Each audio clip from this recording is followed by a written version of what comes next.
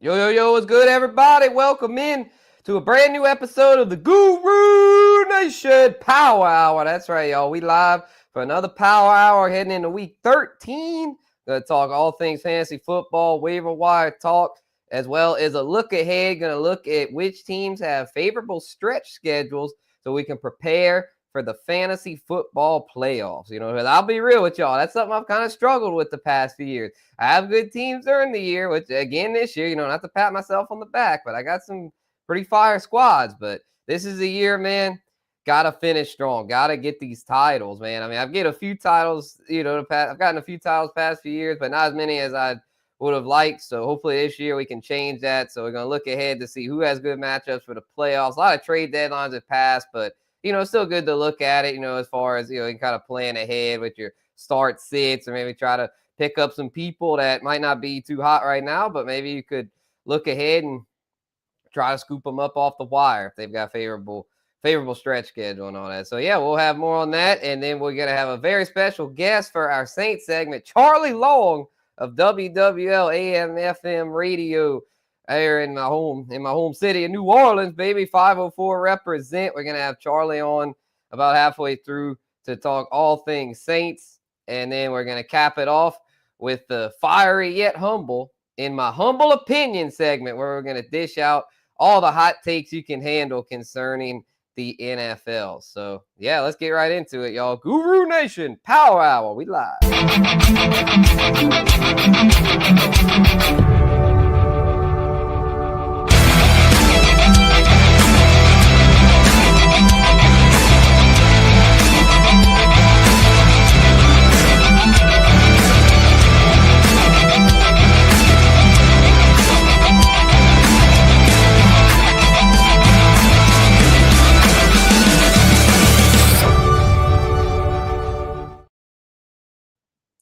Right on. Guru Nation Power Hour. We are launched. Appreciate Miles Peacock for the intro video there. Head on over to neonpeacockmerch.com. He's got all kind of cool designs on there. Appreciate Peacock for always holding it down. Yes, sir. Yes, sir. We're live on Spencer the Guru and Gen Wealth Net, as we are each and every week. So, yeah, tune in. Show love to both channels. Hit the like and subscribe. King D. What up, King D? Our first comment. Appreciate you, brother. He's in there every week, y'all. Big ups to King D. Guru Nation. He is always supporting the nation. Yes, sir. Yes, sir. Couldn't do it without you, bro. Appreciate King D and all the other loyal listeners out there. So, yeah.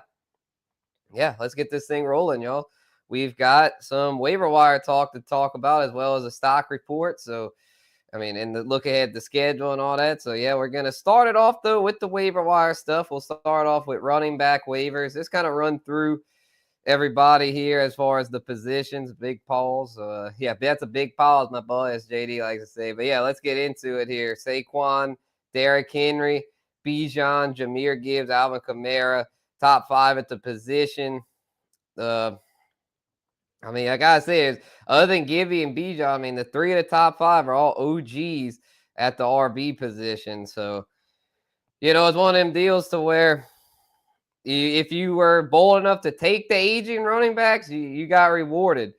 I mean, Saquon not that old, but I mean, on his second contract, same with Derrick Henry and Kamara, all on their second contract. Saquon and Henry actually on their second teams, and Kamara's been a Saint his whole career. I believe with his latest extension, when we bring Charlie on, he could correct me if I'm wrong, but I believe Kamara is now on his third contract. So, yeah, Kamara's been, I mean, these guys are OGs in the game. Obviously, if you got them, start them. And then CMC finally back healthy, another one of our OG RBs back in the mix, as well as Sergio Mix-a-Lot. Got some young Bulls balling out, though. I mean, JT's not that young anymore, and he's been a little disappointing. And then we got Kyren, Brees, who has been a little better, but it's just with the Jets situation, might not be too promising for Brees. But we'll talk more about that with the schedule thing. Devon A-Chain's been balling. But let's get into this waiver wire talk here. We got a few names to talk about here. We'll start off at the 40% threshold here.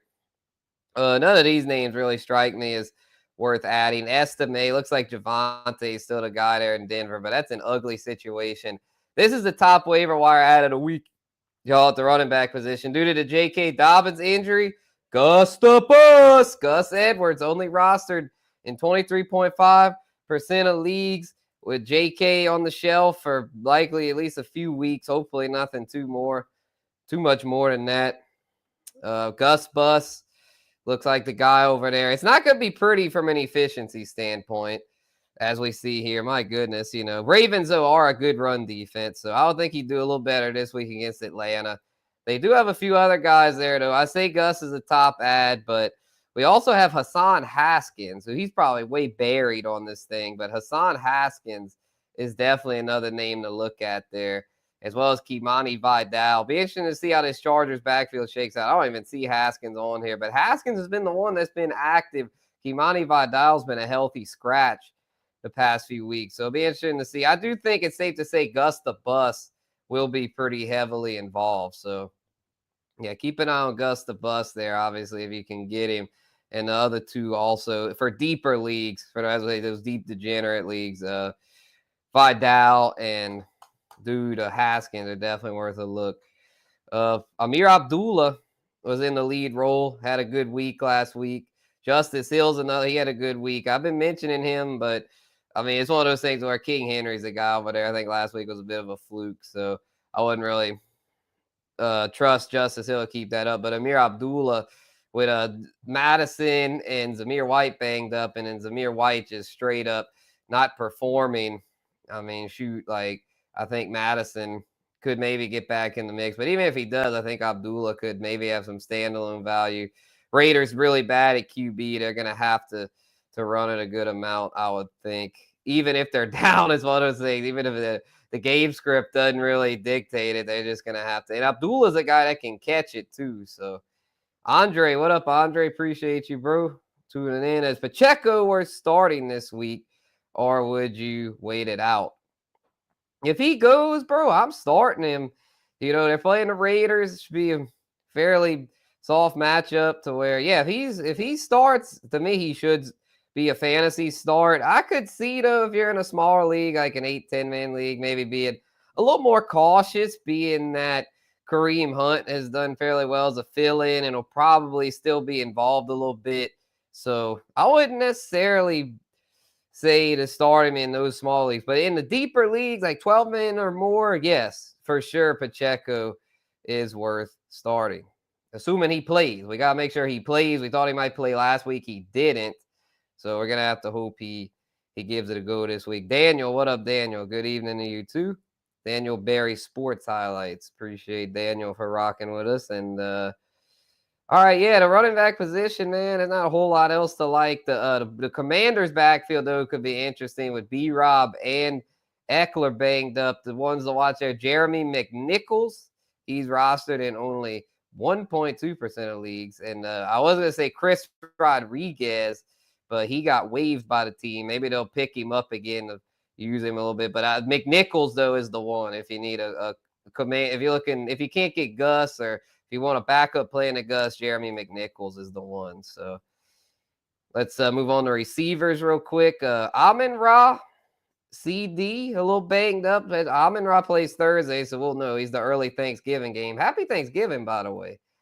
We're going to have the triple header as usual on Turkey Day. Amon-Ra, though, might not go. I really hope he does. We do not want to see the Lions without Amon-Ra. He's their top playmaker, although Jahmyr Gibbs might beg to differ there. He's also had a great season. But, yeah, I mean, Jamar Chase, obviously, Jettis. Jettis had a bit of a down week last week with Addison stealing the show, but obviously he's still the top producer. Nico is back. Tyreek Hill, still a little banged up. Hopefully he'll bounce back. Malik Neighbors, man, boy, did he sound off. He was pissed off about the way that the things were handled with the Giants. But anyway, let's get to our waiver wire ads. We all know to start that top crew. So, all right,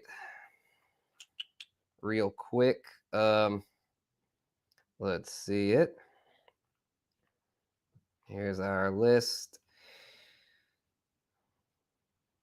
Xavier Legette, y'all. Xavier Legette's one to watch. I was trying to find someone more. Oh, yeah, Adam Thielen. Adam Thielen's one. I was about to say, I knew there was a Panthers guy that probably pretty good. Yeah, Adam Thielen and Legette, both pretty good to look at. That offense, I've had more on that in my humble opinion segment, but I think Carolina's got some hope. I mean, they're not a very well-run organization, but Bryce Young has been showing a little promise. I mean, they almost beat the Chiefs, so we'll have a little more on that then.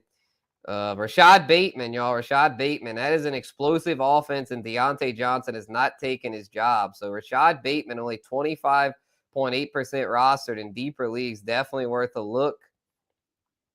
Not a whole lot to like, though, beyond him.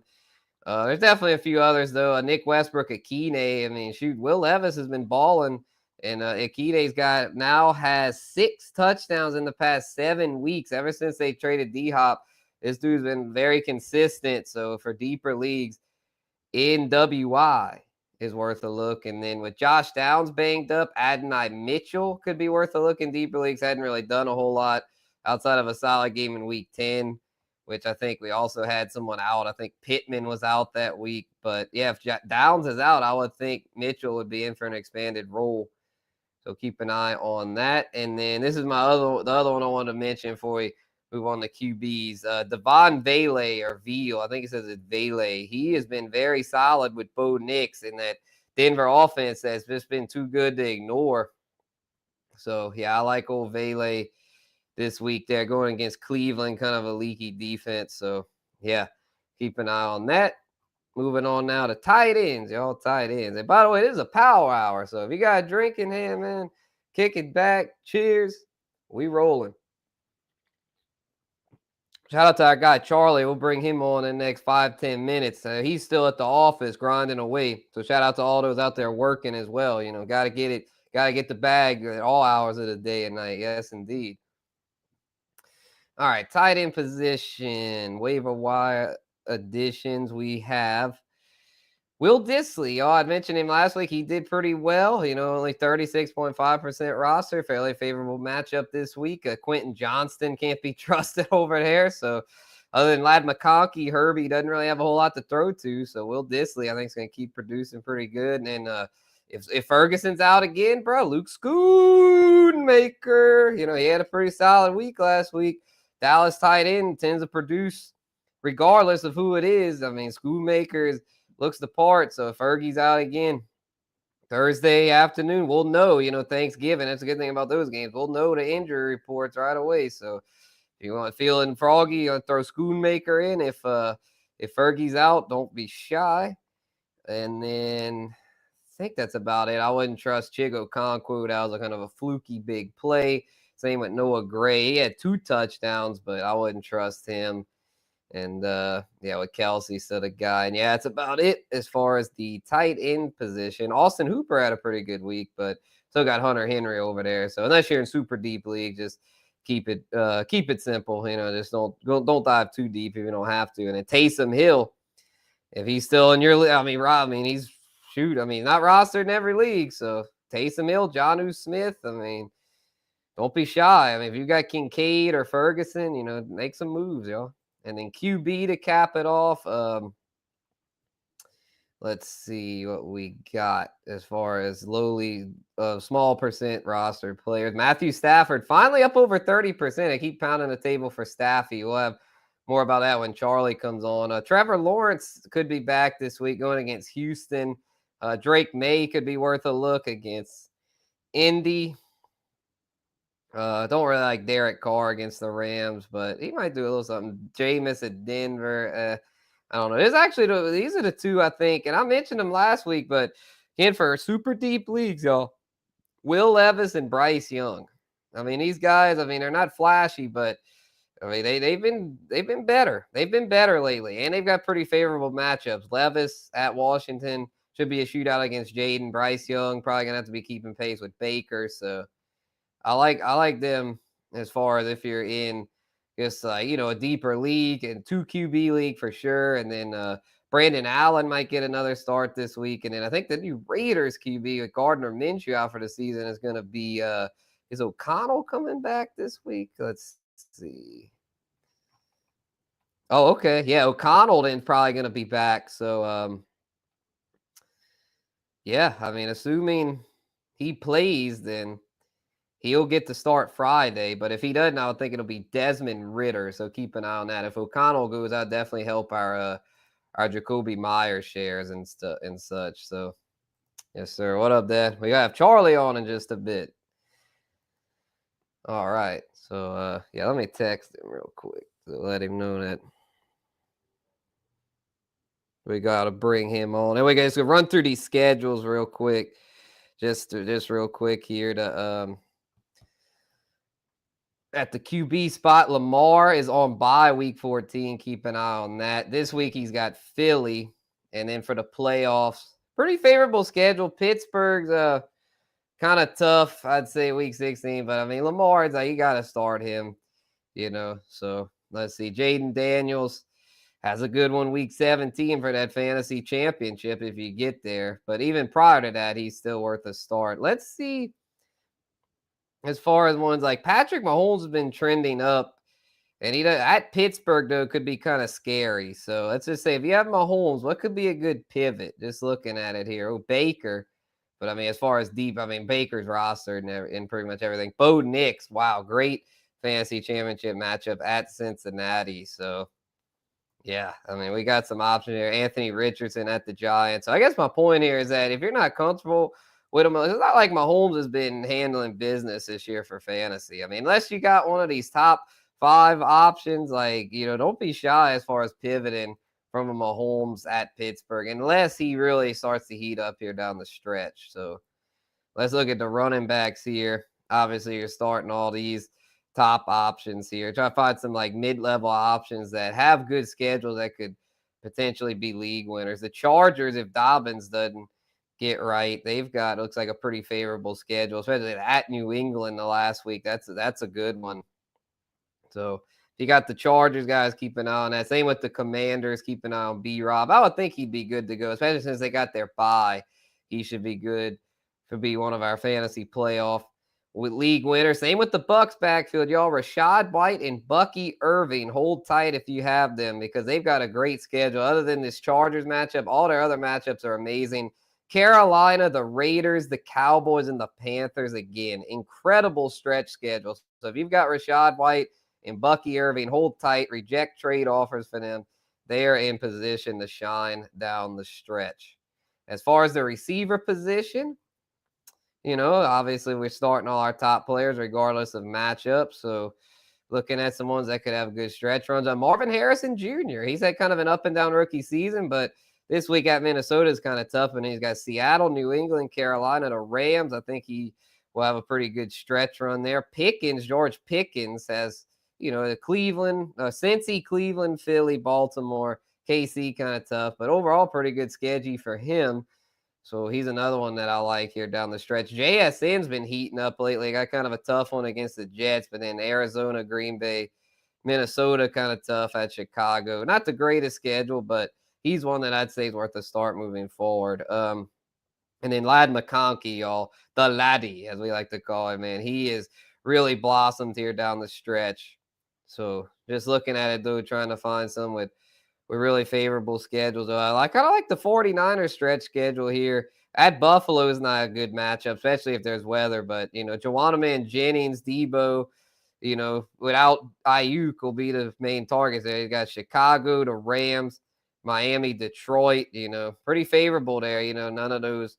The Miami's kind of a stingy pass defense, but I mean, all those other ones. Detroit's still kind of vulnerable through the air there. So, and then Khalil Shakir, he's been balling. Should have pretty favorable stretch there, it looks like. So basically, though, still just start your studs. Don't overthink it too much. I mean, if there's a matchup that makes sense, do it. But at the end of the day, y'all, don't get too cute and bench someone that's like really freaking good, like just on a hoop because someone's got a crazy good matchup. Like at the end of the day, you want to just play it smart and go with your guys that are safer bets as far as getting those money in the bank kind of points. I mean, nothing's a guarantee. I mean, especially if someone gets hurt early in the game, but we want to try to mitigate our risk if possible. So tight ends aren't as much matchup dependent. I mean, there's a few that could be kind of exploited. I do like the way TJ Hawkinson's been performing down the stretch. Looks like he's got some pretty favorable ones there.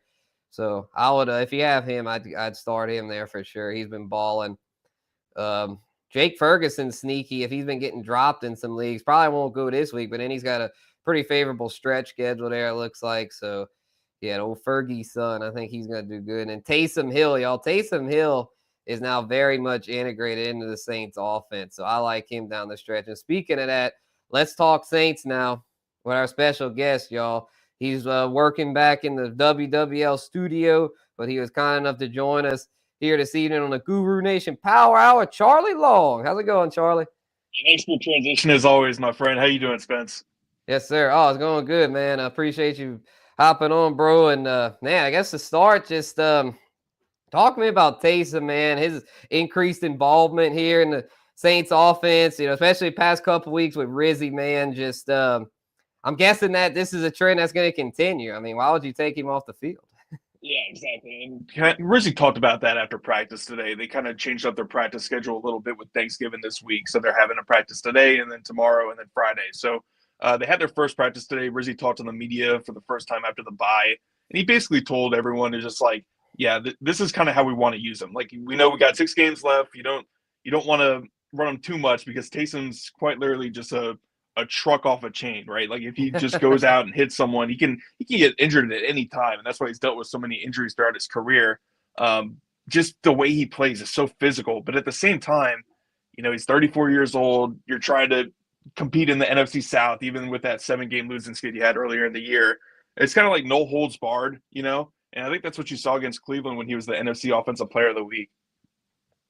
Yeah, for sure, for sure. And yeah, he had missed some games earlier in the season. So I mean, it's one of those things though to where I feel like, I mean, you just gotta go with him. Like I know the way he plays is physical and tough. He is a little injury prone, but it's like you gotta just roll him out and hope he stays out there. Here's the thing with the Saints offense, right? Like Marquez Valdez-Scantling's been just unbelievable for them early on in the first 2 games in the Saints uniform. But at the same time, with Olave out and Shaheed out for the year, it's just like, what do you really have as far as offensive weapons? You have Taysom, you have Alvin. Now they're starting to utilize the tight end a little bit more with Foster Moreau, Juwan Johnson kind of get more involved in the action. And obviously, as I mentioned, Valdez-Scantling's been great. But Taysom's one of those top dogs. Like, if you need the bullets to take down a team like Los Angeles, which you will, you got to be able to use them. Yeah, 100%, bro, 100%. And yeah, speaking of MVS, man, I mean, this doesn't look like just a fluke. I mean, this is a guy that he's bounced around a lot throughout his career, but really seems to be finding a home here with the Saints. And it's safe to say that he's the new Rashid Shaheed. I think he's averaging, around 33 yards per catch right now for the Saints. Yeah, Which, insane, I mean, just put that into perspective. I mean, it's unbelievable. He's got like 3 touchdowns already. I'm playing him in fantasy this week, Spencer, in my dynasty league, so I'm a little bit nervous about that. I think he's got like a projected 8 points, but any single given like catch he can get will potentially get him upwards of like 10 to 15 points. So a little bit nervous about that, but we'll see what happens there. No, he's been awesome. They've needed it, especially with Olave and Shaheed missing time. Shaheed's case out for the season. We'll see what happens with Olave. He may be out for the year as well with that second concussion he suffered against Carolina. But you needed someone to step up in that wide receiver room. And listen, man, if you would have asked me back in August or September, Marquez Valdez-Scantling's the wide receiver 1 on this team, I would have called you crazy. I know, right? And yeah, the sad reality is that we might not see Chris Olave again. Really hope we do. So I guess his next one I got is kind of twofold. So the first part of this, do you think we'll see Olave again? And if not, who do you think steps up next to MVS? I mean, I thought maybe Mason Tipton ain't really got it done, but who do you see any other WRs playing a high volume role that could potentially like be good for fantasy managers? Yeah, no, and that's the issue is I really don't as far as fantasy managers go. Like MVS is a potential explosive play waiting to happen. But like, I mean, you're talking about Cedric Wilson and Kevin Austin Jr. Like, you're not talking about the biggest names at all here. I mean, Dante Pettis is potentially getting some run. But if you're talking about the passing attack, once again, I think it's more likely that you're going to see the tight ends step up, like Foster Moreau, Juwan Johnson, into that role for Derek Carr. So as far as the wide receivers go, with Chris Olave, I think as of now, I would probably be surprised if he plays again this year, just because I think they'll be extra careful with that second concussion. It was obviously a very scary hit, very scary moment. If he does come back, it's going to be because they're really in the playoff hunt. Like Atlanta completely collapses. They got to beat Tampa Bay to win the NFC South or some kind of crazy situation like that. But otherwise, I would be probably a little surprised to see him back. Heard that. And so let's segue here. My dad's got one for you, and I mean, I had it for you too. Cooper Cup, Puka Nakua, man, just what are the Saints gonna do? No more Lattimore. Cornerback room. Is very young. Got some talent, but lost Paulson and Debo, so kind of thin as well. So just what do you think about that matchup, man? Do you think the Saints have any hope against the dynamic duo there for the Rams? I would say this. Do you remember what happened last year when the Saints played the Rams? I think it was a primetime It was game as ugly. well. It was Thursday Night Football. It was a slaughter, man. We got slaughter. So Bobby and Mike have talked about this a bunch throughout the week on WWL. It's just like crossing routes, crossing routes, crossing routes. That's all you saw, right, with the Rams Yep, passing attack. yep, Matthew yep. Stafford last year, 24 of 34, 328 yards, 2 touchdowns. And Puka was the one that really killed him. I mean, he had 9 receptions, 164 yards in that game last year for Puka Nakua and a touchdown. Demarcus Robinson had a really strong performance as well. Cooper Kupp was doing his thing. So, yeah, if you're telling me, the Saints are 3-point underdogs in the Superdome against the Rams, I would say that's why. And if you look at the stats, I mean, Spencer, they've both missed time due to injuries this year, both Cooper and Puka. But at the same time, between the two of them, Puka is 6th in the NFL in yards per game, and Cooper's 8th. Like, those two present matchup nightmares for anyone. And so, you move on from Marshawn Lattimore. You have Kool-Aid McKinstry and Alontae Taylor. Rizzi also talked about this today. He expressed confidence in both of those guys, specifically Alontae, who's had a great year for the Saints, and he's really their CB1 of the future. Kool-Aid's a rookie. There's kind of growing pains there, but he had a really strong performance against Cleveland. You're kind of looking for him to start building some consistency as the season goes along. I'm a little bit concerned. A little bit is actually kind of understating it. I'm very concerned about that matchup, Cooper Kupp and Puka Nakua versus the Saints secondary. If you're wondering why the Rams are 3-point favorites on the road this weekend, that's what I would point to. Heard that. And then, because if they key in on them, it's like, well, Kyron Williams can beat you on the ground. And I mean, the Saints' run defense hadn't always been all that great. I mean, Chuba Hubbard, did his thing against us. So it's like, it's one of them things of where Kyron Williams, man, like, he's a really good back. Like, how do you see the Saints game plan in this? Do you see it just being a deal to where they kind of are just like, well, we got to just kind of balance it out? Or do you see them trying to kind of take away one aspect and then just being like, well, I guess if we get beat a little bit here, it is what it is? I would say with Kyron Williams, and I think a lot of fantasy folks obviously know this, but he's one of the more under the radar backs around the NFL. Everyone always talks about Saquon and Derek, and obviously, for good reason. Kyron Williams is 3rd in the NFL in carries. He's 6th in rushing yards, and he's 8th in touchdowns this year. He's top 10 in all 3 categories. He's been really, really under the radar, a solid performer all season long. I think it's got to start there. And when you get into those obvious passing downs, this is what I would tell you, Spencer. It's just that the Saints' defensive line has been very inconsistent this year. In fact, it's been more bad than good.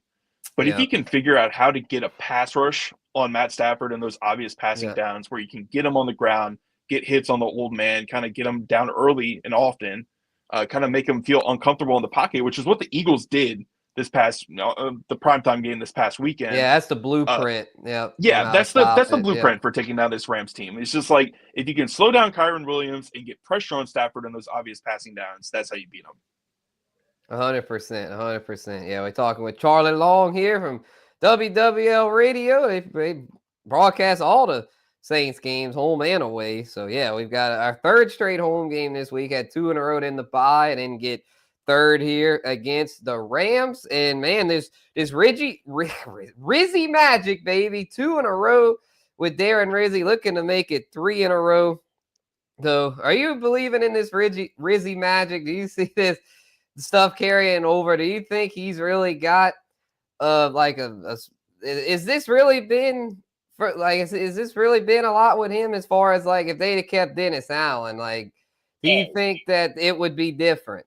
No, I don't think they would have won either of the last 2 games if they kept Dennis Allen. Maybe, if Taysom has that crazy game against Cleveland under Dennis Allen, they can, I mean, that's fine. But they don't win the Falcons game without Darren Rizzi. Because, I mean, the jolt that he provided that team as soon as the announcement was just as soon as the decision was made, it was palpable in the Saints organization. So I think he's got a legit shot at becoming the Saints head coach, full-time promotion. Now, to do that, you got to finish strong. And I mean, you're looking at the Saints schedule, and they've got some games that are kind of up in the air and some games that are winnable, but then they got some games that they're going to be obvious underdogs. Like, I mean, they're going to be underdogs against Washington in a couple of weeks. They're going to be underdogs at Green Bay, but they play Vegas. They play at Tampa Bay. They play at New York. I mean, New York is a complete disaster. I heard you talking a little bit about them before I came on. Oh They've been just yeah, a mess. Malik Neighbors called him out. There, we're effing soft, man. Like he's just so.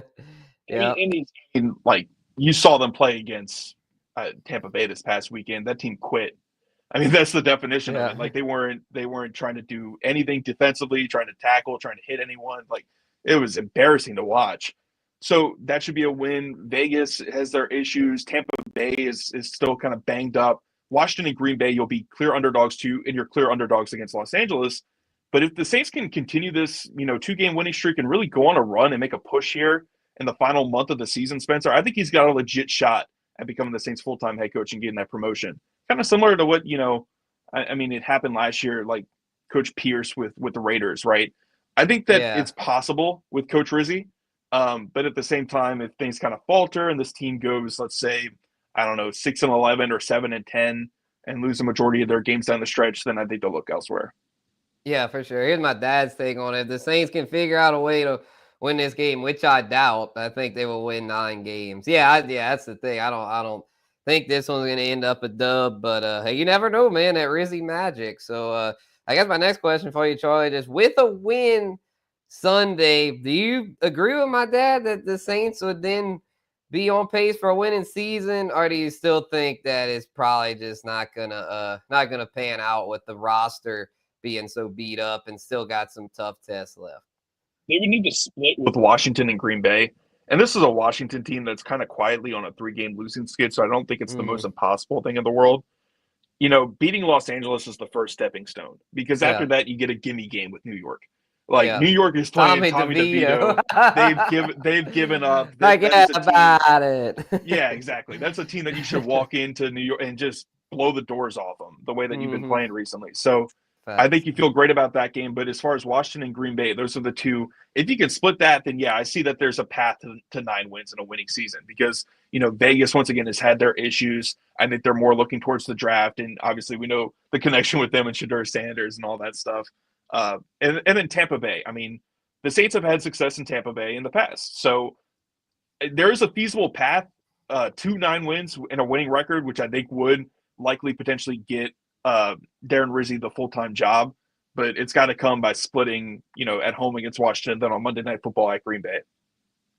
Heard that. Yep. We'll see if they can do all that, which odds are stacked against them, but you never know. I mean, it's the NFL. Crazier things have happened. But one more thing about the Saints here, it's gotta keep it real, is if they do lose, in that event with a loss, as a Saints fan, because obviously the team's not going to tank. I mean, all this stuff about tanking, I mean, no one actually tanks in the NFL. I mean, come on, man. So, but just from a fan's perspective, like if you're a Saints fan, if the Saints lose Sunday, should you just hope they lose all the rest, or do you think that it would be best to keep winning some, in order to make Rizzi a serious candidate at the head coaching job in 2025?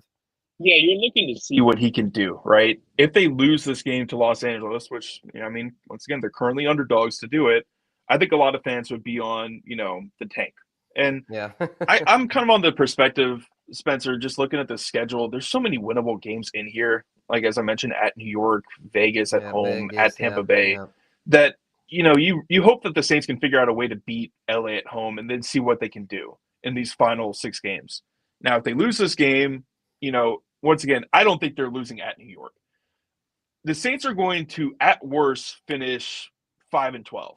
If they lose to Vegas, they lose to Tampa Bay, they lose to if it just kind of completely falls off the rails. Because I just don't think they're going to lose to the Giants. The Giants are a complete mess. And, when you're talking about tanking, right, this upcoming draft is really weird. I've started doing a lot of looking into it. Detillier and I will do a bunch of draft preview, and, we talk about the tape and different players at the top of the draft. This is not a very strong first round. Like everyone always talks about with this draft, oh, it's not a good quarterback draft. Like it's not last year's quarterback draft was historic where you have 6 guys going in the top 12. And this year, you may have like 3 guys go in the first round, but even then, it might be a little bit kind of stretching it. But it's not just the quarterbacks that are kind of down. I think the entire first round is weak-ish. So if you're looking at this Saints team right now and you're kind of hoping that they lose out and get as high of a draft pick as possible, my question to you would be, who do you want? You know what I mean? Like who are you really shooting for in this draft? Or I mean, because it's just not like the top of the draft has some players in the trenches that are intriguing, and obviously the Saints need to build their trenches, so I can understand that perspective. But it's not like you're going out and getting like the quarterback of the future if you end up in like the top 5 or something like that. Yeah, I agree, man. Yeah, honestly, I'm to the point where it's like, screw it. I like Rizzy, man. I'm rooting for him, man. I just assume Saints win a bunch more. He is super fun to talk to. He's Yeah. very personable. He's easy to root for. And those special teams coordinators, like you think of John Harbaugh, right? The special teams coordinator that became a head coach and had all this success. And you really hope that he can kind of potentially be that guy. But first things first, if they finish strong, I think he's going to be legitimately considered. Now, it's more of seeing how they play against LA, taking it week by week. He even like made fun of himself talking about like the coach speak thing where he's just like, yeah, we're just focused on the Rams and stuff like that. We're not really looking ahead to the final 6 games. We're going to take it week by week. But if they just kind of stay stay focused and stay the track that they're currently on, we'll see what happens in this Rams game, Spencer. If they can pull off an upset here, I think that there is a path for them to go on a run in the final 6 games, and then for Rizzy to potentially keep that job. Yes, sir. Yes, sir. Yes, we got a lot of homies pulling up. Tino, Crispy, what up, y'all? And but yeah, I feel you, Charlie. I feel you. I think there's a good chance he keeps a job. And just man, just how much more fun is it? I know you said y'all had fun talking. How much more fun is it talking to Rizzy than Dennis Allen? I don't want to like dogpile the dude because it's kind of easy to do, but yeah, for like, sure. like Rizzy is definitely like the energy is palpable. Like I kind of mentioned, like it is. Right. There's a change in energy in this organization right now.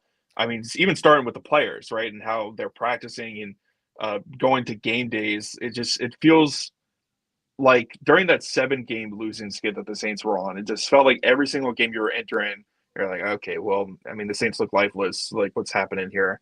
And then they made that change, and then they pull off the upset against Atlanta, and then they blow out Cleveland.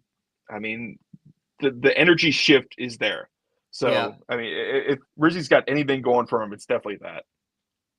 100%. Yes, sir. Yes, sir. And so, yeah, I gotta say, another thing Rizzy's got going for him is like, this is like it's the return of the CEO head coach, because it seemed like the trend the past few years before, like before Dan Campbell had all his success recently, like the trend had been the OC, the offensive whiz kid type head coach, like Kyle Shanahan, Mike McDaniel, Sean McVay, Matt LaFleur, all these like young offensive guru kind of guys, like with Kyle Shanahan having all his success. I mean, hell, Andy Reid kind of set the trend like way before. I mean, even Sean Payton more in that mold. But it just seems like, though, like the classic CEO style coach is kind of making a return, because that tended to be what it used to be. You kind of had the CEO head coach, and you had your play callers, where that's the thing with the Lions. You got Dan Campbell, and he's got his two, his offensive play caller and his defensive play caller. And that's kind of how it is now with the Saints with Rizzy. So, I mean, yeah, the CEO head coach is back, I'd say. I would say this. I mean, if you want to talk about the CEO versus the hotshot young offensive coordinator, how do you think Titans fans feel, right? Like moving on from Vrabel, who was CEO. Yeah, that's crazy. Yeah, they move on from Vrabel, their CEO coach that got them to the playoffs 3 straight years and kind of faltered the last 2 years there, but he still had a pretty poor roster, relatively competitive. And then they go and get the hotshot Brian Callahan from Cincinnati, and I mean they've been horrible this year. Yeah, true. Yeah, it's interesting to see how that's trending. And but yeah, I think it's about all I got as far as the Saints. If you want, Charlie, you can stick around and we can give some humble opinions. Yeah, sure thing, man. Yeah, man. Yeah, I got some hot takes ready, and I'm sure you got plenty of them. So yeah, we'll be right back. Got a Miles Peacock in here, perfect time, and we're gonna run the Neon Peacock commercial real quick. Take us a little break. Be about a minute ad there, and we'll be right back here on the Guru Nation Power Hour. Hold on just a sec, y'all. I forgot his ads in the other section. Here we go. Boom.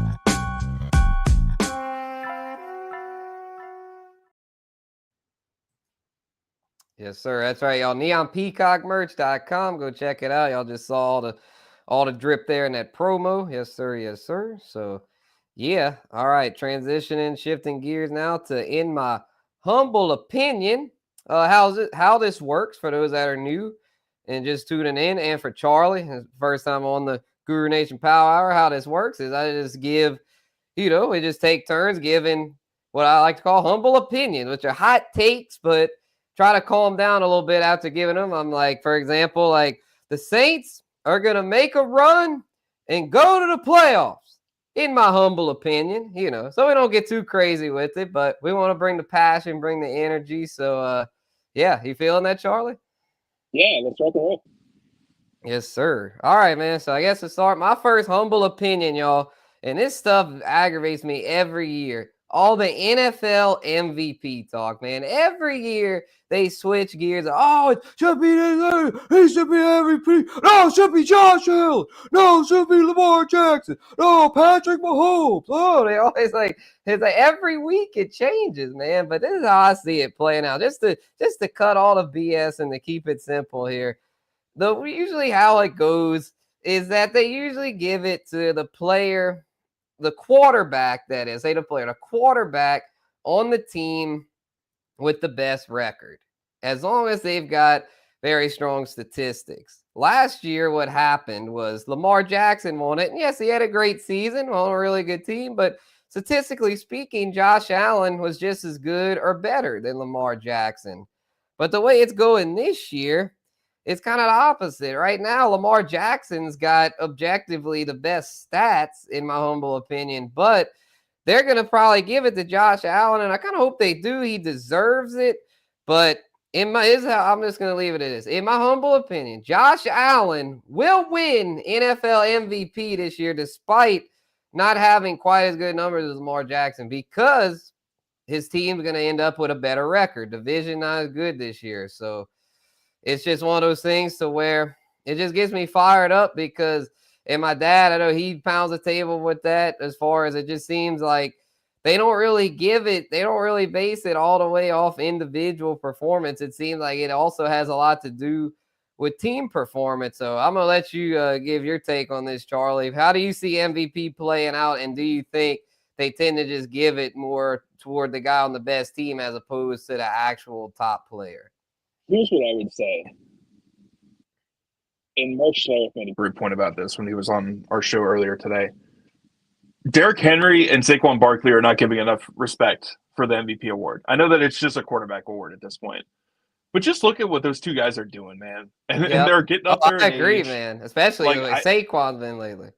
Yeah, exactly. I mean, this performance that Saquon had basically the past couple of weeks, I mean, the showing that he had against Washington and then against LA. Yeah, I mean, listen, they're both going to be competing for Offensive Player of the Year, which I think is really unfortunate, because you could really make the argument, either one of them could win MVP. Yeah. But it's a quarterback award, so I think, they'll probably give it to Josh Allen or Lamar Jackson, either one of them. I love Josh Allen. He's my favorite quarterback to watch play football right now. So I'll say I'm biased there, but I think right now, yeah, best player on the best team, I would give it to Josh.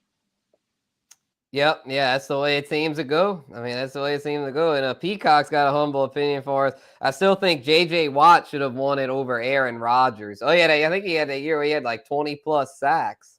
Yeah, it's a quarterback award. And so it's unfortunate, because I think, you're seeing the season that Saquon's putting up. If he gets up to 2,000 yards this year, he deserves recognition for it. I don't know if he's even going to sniff it, though. I think he's going to be Offensive Player of the Year instead. I know. Yeah, really this is really what it is. Man, this cut the BS, the NFL. Like, make it the MVP is the MVP back award. Yeah, MVQB, most valuable quarterback, and then the MVSP for Offensive Player of the Year, most valuable skill player. Something like that. That's really how it'd be. But yeah, it's just kind of tough. And then yeah, the AFS facts, Chris. But yeah, the defensive players again. Yeah, I don't know if there's really it's all right. Like TJ Watt, I know is having really good. Are there any defensive players that have stood out this year, Charlie? I tend to My bad, y'all tend to overlook the defense. That's do a lot of us. So, what have you noticed any defensive players? 3-sack game against Pittsburgh this past week, and that was after Taliesin Fuaga shut him down with the Saints. That was pretty awesome. We didn't really get to talk about the Oh offensive line yeah, for the Myles Saints. Garrett. Yeah, Yeah, Myles Garrett's an interesting one. T.J. Watt is probably leading the odds right now. It's almost kind of similar there, Spencer, because you don't see cornerbacks really get Defensive Player of the Year awards that often anymore either. It's mostly like the best edge rusher or the best defensive lineman, the guy that gets the right. most That's kind a of Tina. Yeah. the gaudy numbers, so to speak. Yeah, exactly. Yeah, who can get 20 sacks? So if you get 20 sacks, you That's what you're kind automatically of win. seeing. Yeah, because I was looking at the sack leaders. Trey Hendrickson, a former Saint, is actually the NFL sack leader this year, but only 11 and a half. Doesn't look like there's going to be anyone getting those crazy good sack numbers. The Texans have a pair of studs there. Daniil Hunter's got 10 and a half. Will Anderson's got 9 and a half. And then Myles Garrett and Nick Bonito have 10 each. Wow, Nick Bonito, that Denver defense, bro, has that been one of the biggest surprises in the NFL or what? Denver in general has been one of the biggest surprises. And as long as we're talking about Coach of the Year, I mean, Sean Payton, right? Like, he's got to be up there in that nomination. Denver entered the year, Spencer. I think you'll remember this. They had a 5.5 over-under win total via Vegas. And they've already surpassed it. And they're in the playoff conversation. That is a team. 100%. Vance Joseph's going to get probably head coaching nods at some point. He's going to get some interviews in the offseason. Just based off of how that Denver defense is playing. And then you combine that with Bo Nix, who's quietly been awesome the last few weeks. Cortland Sutton has had one of the best, under-the-radar wide receiver seasons of anyone. I mean, that Denver team is looking pretty good, man.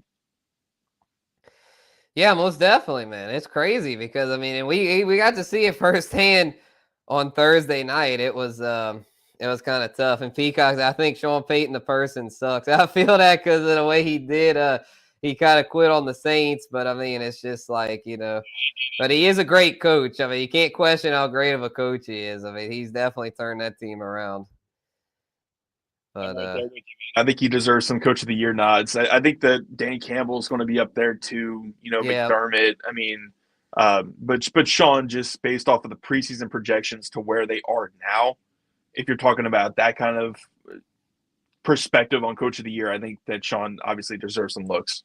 Yeah, definitely. I was going to say Dan Quinn. Dan Quinn was probably the betting favorite there for a while, but they've been kind of sliding as of late. So, yeah, I would say Dan Campbell probably be the favorite at this point. But, yeah, Sean Payton, considering just how low their expectations were. I mean, the Lions were expected to be a Super Bowl contender, but just considering how bad Denver was expected to be, like, yeah, I could see Sean Payton winning it. Yeah, we'll have to see. Yes, sir. But all right, here's my next humble opinion for y'all. And that has to do with Daniel Jones. Y'all, Daniel Jones just got released. I was like going, Danny Dum Dum. He just comes off sometimes as so like just crazy. Like just what are you doing, dude? But he has some bright spots. But this is the thing with a quarterback like him. He's got some ability, but in my humble opinion, this dude just needs to sit his ass on the bench for the next few games down the stretch here and learn with a contender. And the two teams that come to mind, I'd say it'd be the Ravens and the Vikings. Both could use upgrades at the backup QB spot. So I know it's going to be tempting to be like, oh, you could sign with the Raiders, or even like the Cowboys might even be interested. But I don't know, though. I do know this. As far as his development, like the Giants tanked him. I mean, that was not a good place to be. But now he's got a chance to resurrect his career, reminiscent to Sam Darnold, similar to Darnold, and that Darnold was at a terrible organization with the Jets, then signed, went elsewhere. 49ers learned for a while under a great OC, and then now look at him, starting with a really good team. So in my humble opinion, Daniel Jones, do not take the bait and sign with some bad team just to get playing time. Go sit the bench for a while and learn. The ideal situation for him. You mentioned Darnold, but also someone like Baker Mayfield kind of went on that career arc, like one of those top picks that it didn't necessarily work out in the first spot, and then he hopped from spot to spot until he found his eventual home. And it's going to be interesting to see what happens with Darnold. I think that he's going to get paid by some team in the offseason. I don't know if it's going to be Minnesota. But that's the hope for Daniel Jones at this point, is that you're a former top pick. You're going to get a chance somewhere else. I agree with you, Spencer. Go somewhere where you can sit and just kind of, not be under the pressure and kind of learn and then move on to your eventual spot. Yeah, facts. And Tito's saying he's probably going to be a Viking. Yeah, I could see that. That'd be funny. Darnold, that's where Darnold resurrected his career. I mean, Darnold's only on a 1-year deal. So let's just say Darnold gets a bag in the offseason, gets paid somewhere else. They could then if they bring Daniel Jones in this year, they could then bring Daniel Jones back next year on a 1-year deal. And then if J.J. McCarthy doesn't pan out, then they would have Daniel Jones as their QB. Yeah, it makes a lot of sense To me. I mean, there's a couple different spots that make sense. I mean, did you say, was it the Raiders or the Ravens that you were mentioning for Daniel Jones? Oh, I think the Ravens would make sense because Lamar's backup right now is freaking Josh Johnson. Like that, if something happens to Lamar, they're up shit's creek without a paddle. So they need a better backup QB, in my humble opinion. And to me, Daniel Jones would be just that. I'm right there with you. Tom Hawkins, great. I mean, he's another guy that's going to get head coaching interviews this offseason. So, go sit behind an elite MVP winning quarterback and just kind of relax until you find your new spot. Right. Yeah, Peacock's saying Washington or Philly. Yeah, he could stay within the division. Yeah, it's just, I doubt. I mean, maybe, but it's like Washington's got Mariota, and then Philly's got maybe Philly, like Kenny Pickett. That's not a very inspiring backup. So I guess you never know. That would be kind of funny. Stay in the division. QB class was so bad. Yeah, the Kenny Pickett, Desmond Ridder, Malik Willis class. Hey, Malik Willis is kind of doing the same thing. He was pretty nice when Green Bay had to put him in there. So, he's kind of sitting as a backup role with the Packers behind Jordan Love. So, it's that QB class is bad though, Spencer. It's in this year's QB class. I don't think it's going to be as bad as that one, but it's definitely not very inspiring. Yeah, agreed. I actually just watched a video about that. They were basically saying you've got Shador and Cam Ward, who are your surefire first rounders, probably going to go top 5 because the QB situation always gets inflated. But other than them two, it's like they really don't have anybody. Next up's probably Quinn Ewers, and for being real about it, Quinn Ewers at best is a mid to late first rounder. If he gets pushed up into the top 10, that's just because teams are desperate. Yeah, so if you're looking at the current Tankathon draft order for the NFL draft in 2025. Yeah, let's pull that up. Yeah, it's Jacksonville's at number 1. They're a complete mess. They're openly tanking, as are the New York Giants, who are currently picking number 2. Vegas is at number 3. So I think you're going to see, Cam Ward go to the Giants at 2, Shador go to Vegas at 3. And this is if the order stays, which it obviously won't. It will move around a little bit, but you imagine both the Giants and Raiders will both be picking in the top 5 regardless. New England at 4, and this is, I guess, where I would say my hot take, because you got Carolina and Tennessee at 5 and 6 currently, and they're going to be basically locks for the top 10 anyways. But based off of what I saw this past weekend, Spencer, I think you'd agree with me as well here. Bryce Young and Will Levis, I mean, they kicked ass this past weekend. They did. I mentioned that in the waiver segment. Yep. Bryce Young, I mean, in a loss to the Chiefs, but he led a game-tying drive. 21 to 35, 263 yards, a touchdown. His best performance of the year by far, as far as quarterback rating, as far as yardage. He had a really strong showing against a great defense in Kansas City. And then Will Levis, yes, he makes the boneheaded mistakes basically every single game, but he still showed off the arm talent that I think you're looking for if you're Tennessee. So I think both of those teams, if you're both Carolina and Tennessee, and you're going to be picking in that top 10, you're not really stressing about quarterback necessarily. You're going to give those guys another year.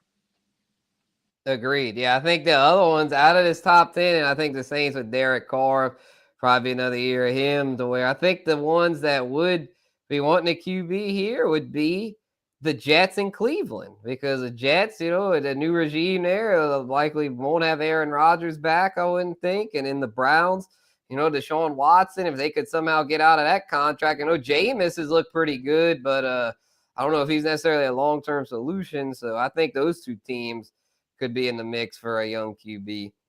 The Browns are a mess. I mean, Deshaun Watson, before he got injured, was the worst quarterback in football. And I know Jameis looks way better than him. Like, he just looks objectively better in every way. And that's not just because he's going viral. It's just statistically speaking, he's objectively better than Watson. Watson, once again, was the worst quarterback in pro football before he suffered the injury. And they were sticking with him through thick and thin. And you see what Jameis has accomplished with this Browns roster. Yes, they've got issues on the offensive line. And I mean, their defense hasn't played up to par from what it was last year, which was elite. But still, that Cleveland team, they were able to take down the Ravens and the Steelers. I know the snow game as well, but with Jameis Winston. So, I mean, who knows where Cleveland's going to end up picking. They're in a really interesting spot where they do need a young quarterback, but this is kind of the year, right? Like if you're looking at some of these quarterbacks, you're potentially going to be taking a guy on day 2 and just having them sit and learn and develop and not having to throw him out in the fire. I don't think Cleveland's going to be a team where Cam Ward or Shedeur Sanders drops to, because once again, you have the Giants and the Raiders right up in the top 5. And I think that's where those two QBs will end up. And as you mentioned, Spencer, there's not really a QB3 that's worth picking that high in the top 10. I don't think so. The Jets are in a similar spot as well, where Rodgers' situation is kind of a nightmare. They could take a developmental QB where that be on day 1 or day 2. I think it's kind of rich to take a developmental guy at pick 7 versus getting some guy in the 2nd or 3rd round. But that'll be up to them. Yeah, they're a kind of wild organization. That's, in my humble opinion, them signing Aaron Rodgers, that's going to go down as one of the top 5 dumbest things in NFL history. I mean, that was just objectively bad all the way around. I mean, trying to bring in a 40-year-old QB and then just like he's a guy that's like, he was so wishy-washy about did he actually want to play or not and blah, blah, blah. It's just like, bro, like that was just, as we're seeing now, that was a huge mistake. I don't even think that's really an opinion as well. It's just a fact. I mean, look at their record. Like, we're a couple of weeks removed from it, Spencer. But when Joe Douglas was fired, a lot of the reaction was kind of, "Oh, this is the Jets. What a stupid move!" Or what. Joe Douglas, and the Jets podcasters and the reporters that cover the team closer than I do. I cover the Saints. They know the team much better than I do. They all basically said the same thing: is that Joe Douglas's tenure was a failure. He had multiple opportunities. He had an opportunity to build a team around Sam Darnold. It didn't work out. He had an opportunity to build a team around Zach Wilson and get that 2nd overall pick. It didn't work out. He had an opportunity to build around the veteran and Aaron Rodgers. And shockingly enough, it hasn't, worked out. So his tenure was a disaster. Like, they moved on from him. They moved on from Robert Saleh. This Jets team is in complete rebuild mode, which it feels like we've said half a dozen times in the past, dozen years since the last made the playoffs. But, it's not uncharted territory for Jets fans, I would say. Yeah, it has been a mess for a while. Yeah, maybe whoever the new GM will be will help them out, get them going. But, it's tough. I mean, like the Lions, never give up. If you're a diehard fan, never give up. As the Saints, the Saints had a lot of down years prior to Sean Payton. And, the Lions still haven't won the big one, but maybe they will finally under Dan Campbell. Their window's definitely open. So speaking of a team that's, of course, in the NFC, right between Detroit and Philadelphia, yeah, like maybe one tight. of those wild card teams like Green Bay or Minnesota could shake things up. The NFC West is a mess. I think currently right now, Seattle's leading that division. Yeah, I think so. Yeah, them and Arizona, I think, are tied for first. Yeah, and they beat Arizona this past weekend, so I think so they currently own the tiebreaker there. Facts, yeah. But it's like a jumbled mess with the Rams, San Francisco, Arizona. Seattle's currently in the lead there, but you're not really counting on any of those teams or Atlanta or whoever comes out of the NFC South to really contend with, Detroit or Philadelphia. It just feels like those two teams are on a collision course. 100%. And so here's my last humble opinion for y'all. It has to do with a team, and Charlie brought him up just a little bit ago with Bryce Young, man. The Panthers, man, I got to say, I was very impressed with what I saw with him on Sunday, man. Dave Canales, man, looks like he's here to stay. In my humble opinion, Bryce Young and Dave Canales are the future in Carolina. I know it started off rocky, but I think the Panthers have something here. I mean, David Tepper's not a very good owner, so chances are they're going to screw it up. But in my humble opinion, they've got the makings of a good foundation there. Tepper stumbled into Canales, didn't he? Like, that was the only type of coach that would take that head coaching job. Right. Is a first-time head coach. Yep. And as far as a coordinator, and he's been awesome.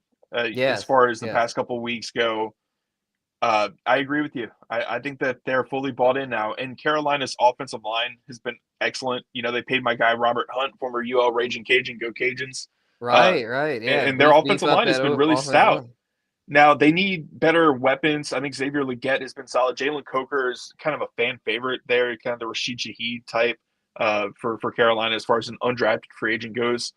Just keep kind of building up that offense around Bryce Young, and if his confidence gets back up to what it was at Alabama, because that's the real issue here, Spencer, is what happened in his first 2 seasons. His confidence was just shot because he didn't have anyone around him.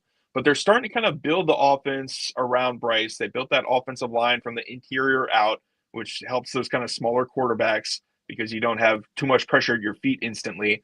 And then, you go out and spend a first-round pick on Xavier Legette. I think he's been pretty solid in his rookie year. Kind of keep adding some weapons there. Jatavian Sanders, the tight end, has also been really good in his rookie campaign. Just keep building the weapons around Bryce Young and see what he can really do.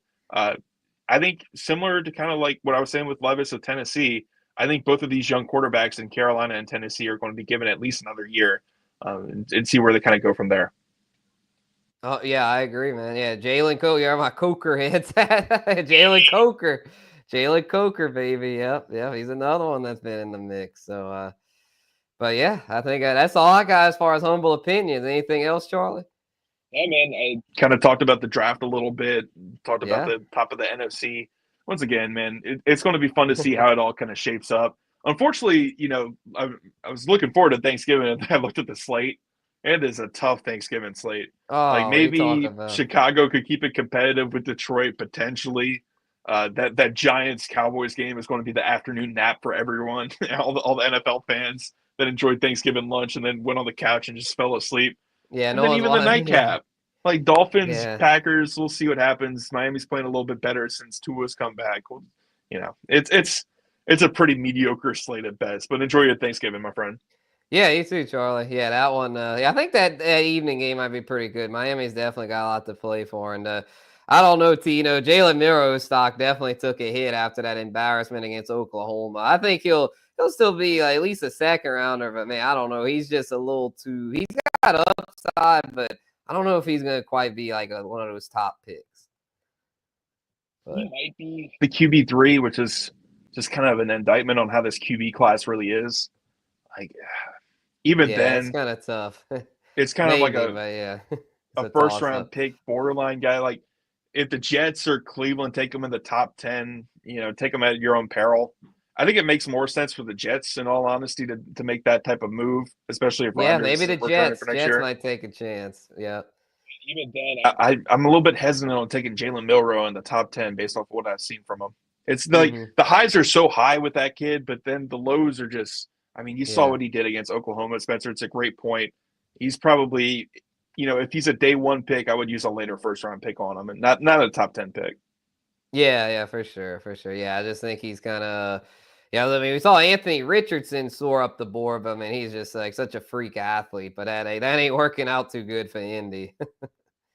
Yeah, he's another one like high highs, low lows. Exactly. That's what it kind of made me think of. You're saying that with Miller, high highs, low lows. But yeah, man, I think we hit the hour, over the hour now. So luckily, unlike with WWE, y'all got a hard break. We kind of let it go, but we're trying to be a little more structured here with the Power Hour. So let's put a bow on it. And thank you very much, Charlie, for hopping on. Really enjoyed chopping up with you, my friend. All right, brother, be good. Yes, sir. You too, man. Yes, sir. Charlie Long, baby. Very special guest here on the Power Hour. Good friend of mine. We went to college together. And, always enjoy chopping up on him. So, let's put a bow on it, y'all. Power Hour. Good episode here. We'll be back next week. Same time, same channels. Yes, sir. 8 o'clock Central is our new time here. Rest of the way. We're going to power through, y'all. Let's get these fantasy championships. And, hey, maybe my Saints can surprise me and make a playoff run. Peace out, y'all.